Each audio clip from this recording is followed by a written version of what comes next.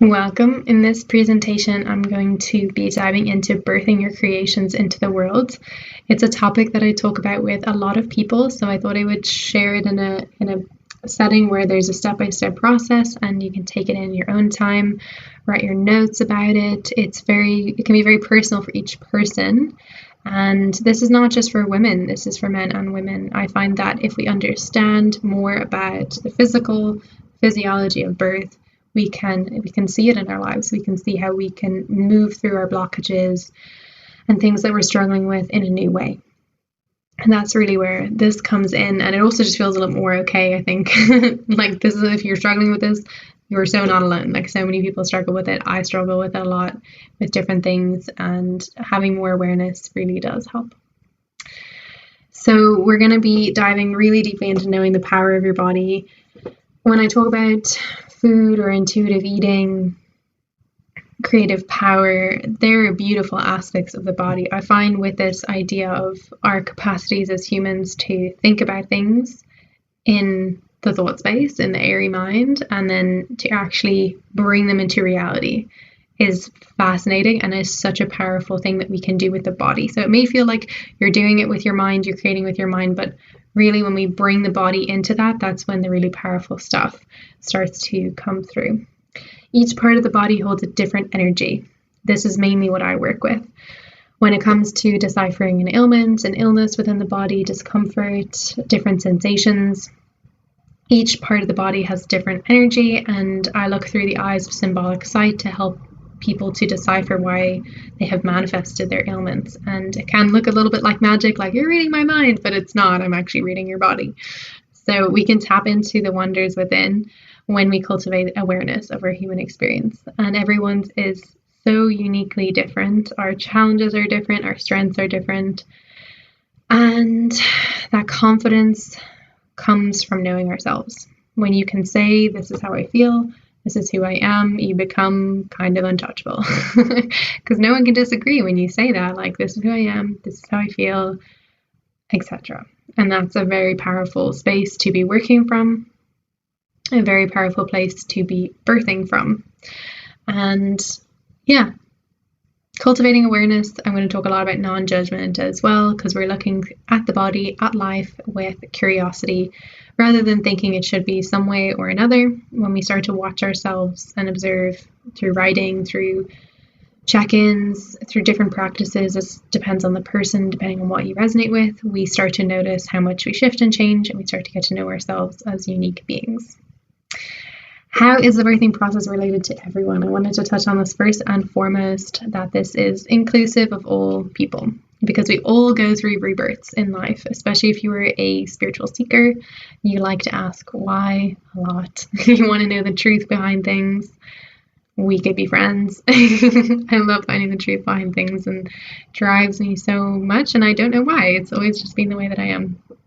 And the birthing process has helped me to be okay with that yearning within me, and that desire to be reborn again and again. So I love learning about the birthing process in that sense, and why it's related to everyone is that everyone is, like I was saying, rebirthing themselves, but also bringing projects into the world, businesses, parenting, doing all kinds of things with our lives so that we materialize from our mind into the physical world. So that's why the birthing process relates to all of us.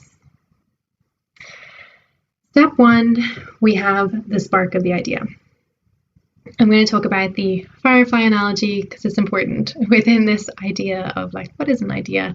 What sparks your interest? In the body, this energy resides in the solar plexus, the ovaries, and nervous system. These are the fiery energy places. It's maybe sometimes easier to feel it in the solar plexus. Some people do find that, and it's also mirrored in our digestive fire. So if we're struggling with acidity in the stomach, digesting food is a challenge. We're going to feel that as related to the fiery element and how creative we're feeling, how connected we are to our passionate selves. The ovaries are creating eggs, which are creative power, creative potential, and I talk a lot about that in Psycho Empowerment. And if you want more information on that, do let me know. And the nervous system is a sequence, like it's an electrical system, if you like. So it's that fiery energy passing through us and allowing us to sense the world. And that's related to so many things in regards to ideas, of course. the firefly analogy is really encompassing that ideas, they come and they go, and they're very present. The more present we are, the more aware we are, the more we're able to catch them and run with them. Ideas are not ours to hold. We don't own them. They come to us, and if we don't manifest them into the physical, if we don't go further with them, they're gifted to someone else. They're shared with someone else to come into the world, because these ideas, they want to come through people. They want these things to help everyone's evolution, and if we're not willing to run with that, then it will go to someone else. So if you're given an idea, it's not yours. You need to have awareness in a sense of like, run with it, go with it, plan it, ask other people for guidance about it, feel into it, how would it fit into your life. Really play with these ideas the moment that it comes to you. Write it down. When I go through the cycle phases for women, the menstrual cycle is a time where lots of ideas, original, authentic ideas from our inner selves, our higher selves, whatever you want to call it, can come through. So it's really fantastic to write those down. And I have pages written down in an A3 pad that when I'm now in my pre-menstrual, most creative time where I can sit down and create things, like I'm pulling out those pages and seeing what I wrote down a few weeks ago. And that's really helpful to see what was wanting to come through. What sparks your intrigue is unique to you, and it really does shine a light on where your soul path is, like where your purpose is, where you're being driven. And this is great to find your joy in life, to find your passion, to actually feel good about the life that you're living, to feel energized. You definitely feel more full of vibrant energy when you're following your light, when you're working on these ideas, you're manifesting these ideas. So think about that now, like what sparks your intrigue. If you want, you can write down 5 things in a journal about whatever sparks your intrigue, or 10 things maybe, and just really think about that and see if you are struggling with having idea generation, having creative energy. Go and play with some of those things that spark your intrigue. If it is on Pinterest, or it is meeting some more people that like those things, reading about them, leaning into them really is the first step, and then the rest can unfold. Next, we have step 2, breathing life into your ideas. The spark comes along. Of course, the spark is just a spark without air. It doesn't manifest into a flaming fire that burns over time. It just kind of sparks. So we want to take the air element in as the next step and circulating that through the fire so we can get some nice dancing flames. Expanding the lungs, and it is a vulnerable moment for sure, because often ideas can come in and it's like, I want to stay small, I don't want to expand into my highest version of myself, my best version of myself, I'm just going to constrict. And this results in shallow breathing, and then we don't get that expansion, that like relaxation of the nervous system. Really, when we expand the lungs, the nervous system relaxes, and then we're in a more receptive mode. So we receive more details about the idea, more possible ideas of how it could manifest, how we could incorporate it in our lives. All comes with expansion of the lungs, breathing deeply, grounding ourselves. And it is vulnerable for sure, because there's so many people that will say you can't do it. It's not realistic. Blah, blah, blah. And that's really because they haven't experienced it as possible. They're basing it off of their past life experiences, their future expectations for their lives. It actually has nothing to do with you. So in this air stage of an idea, it's nice to keep it to yourself. If you feel called to for the initial stages, especially if it's like a very big idea that's like beyond what you've ever created before, and use your intuition about when to actually share that with people. Of course, breathing is established by sharing as well, like taking those deep breaths in, exhaling slowly as you speak. And this is really great if you're not really sure about what you want to manifest, what you want to create, is to start talking about things that you're passionate about. And it definitely will reveal itself to you, because you'll be breathing in, you'll be expanding your internal fire, and you'll start to see more about what lights you up, what you feel good about talking about. And if it's totally unknown to you what you feel good about talking about, what you feel interested in, you can ask your friends and family and people around you, because often they'll be able to tell you, oh, your face lights up when you talk about this thing, or when you went away camping for the weekend or something like that. And these are the breadcrumbs you can breathe into and you can follow. So breathing through the mind is not possible. We must go through the body. And it's an interesting thing to keep note of, that if it's in the mind and we're not connected to the body, it will stay in the mind. So we want to come all the way down into the body And if you think about it, like in an energetic sense, when going into a meditation, it can be really far to go from the head all the way down to the base of the pelvis or into the feet, where we get those more grounded energies, more earth energy, which is earth, it's related to the birthing energy. And knowing this, it can often, from experience of working with highly sensitive, energetic people that work with energies, they work with maybe Reiki, crystals, there may be healers, things like that they work in the energetic realm, where they're very in their mind for work reasons. Maybe they work a lot on technology. Then it can be frustrating almost, because it's like, I want to be either outside of my body, I want to be in a meditative state outside of my body, or I have these ideas and they're just getting stuck.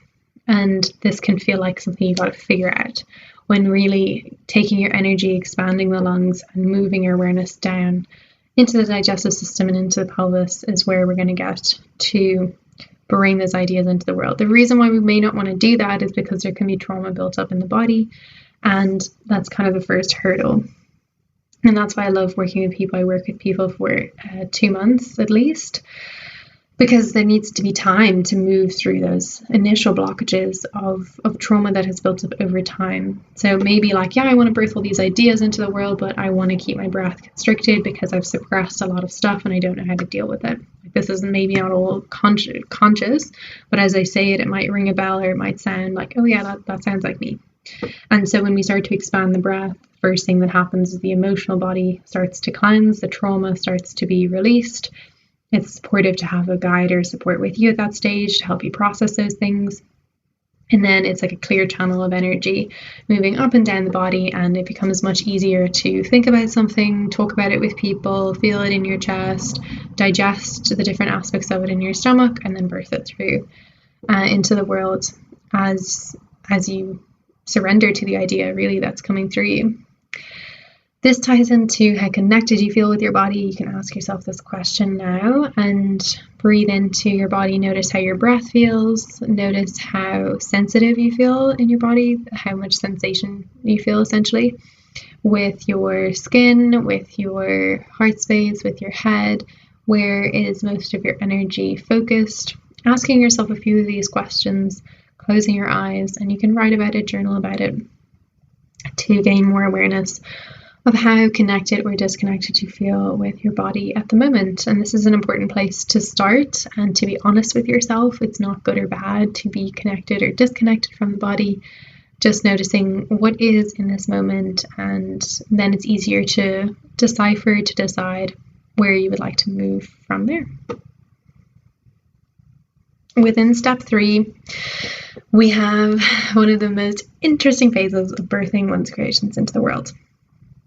Flowing with your intuition and emotions. This is the part I got super stuck on for quite some time with the bringing of my business into the world. And it was something I really, really wanted. I was so much passion behind it, so much soul light.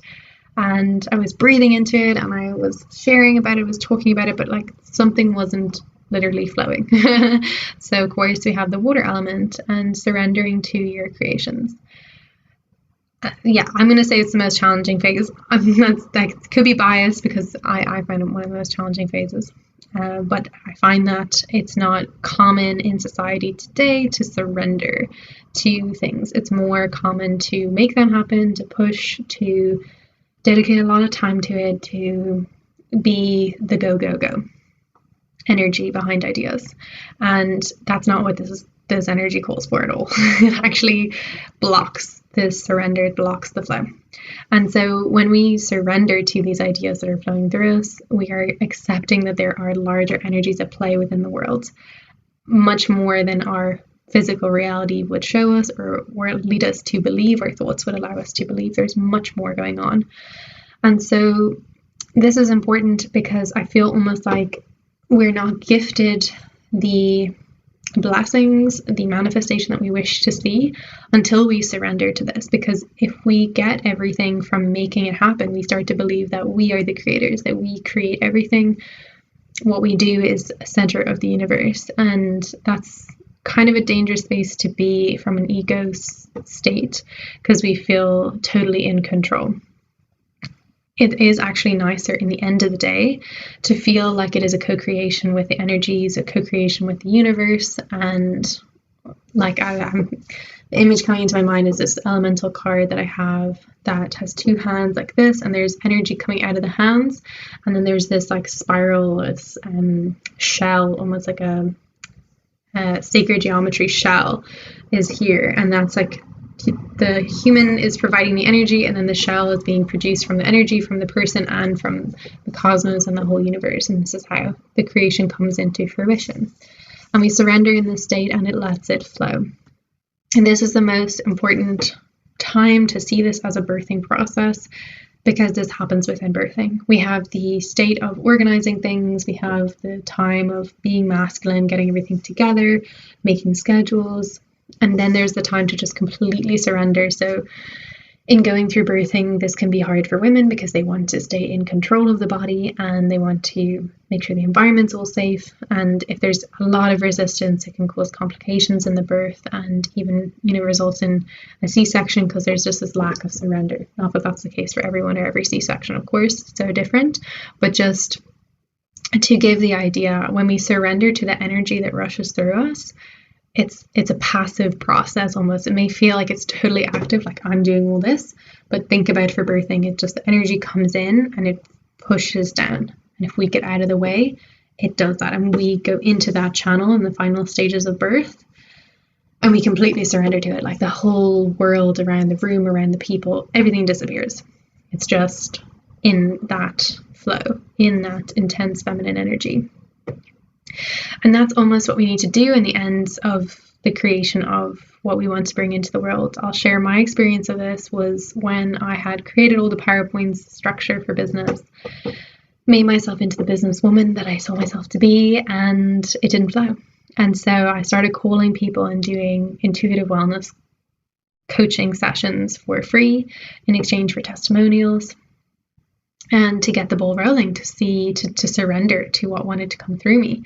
And I did a couple calls and I just could not believe what came through, what people were saying after I just surrendered. I had no plan when they called me. I just literally listened to what they said. I was highly aware when they were speaking, and I just flowed with what I felt like sharing, the analogies I felt like going with, and it was epic. The testimonials I got back were exactly what I had been looking for. And it was more than money. It was so much more than money. It was this recognition. I felt seen and I felt heard in my soul expression. And that was my experience of surrendering, because I had no plan when those people called. I was like a random intuitive wellness coach with no webpage. So I just let it flow.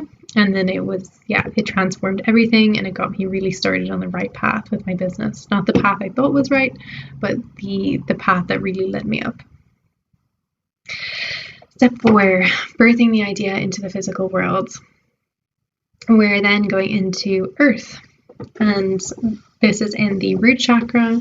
We have the earth element, and it may seem active, as I was saying before, but it's actually passive in many ways, surrendering to that creative flow and energy coming through the body. It's come through into your mind. This also helps to see it as like not our idea, it's gifted to us.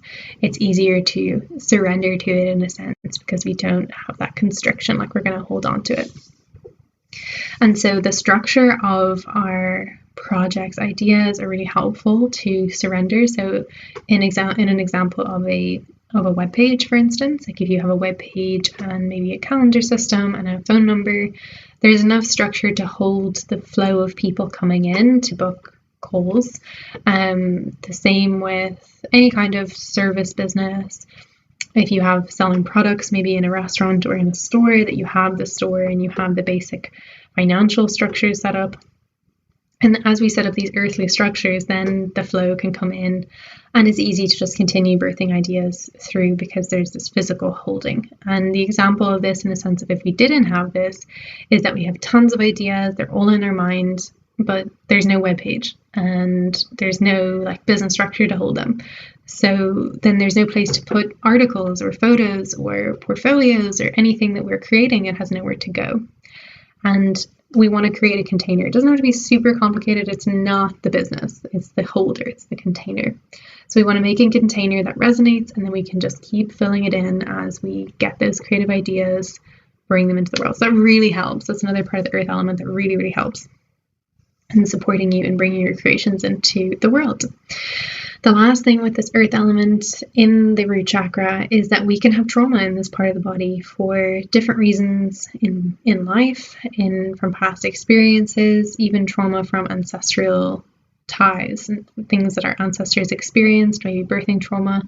So if you are struggling with this aspect, it may not be something that you have created in your life or an experience that you have had.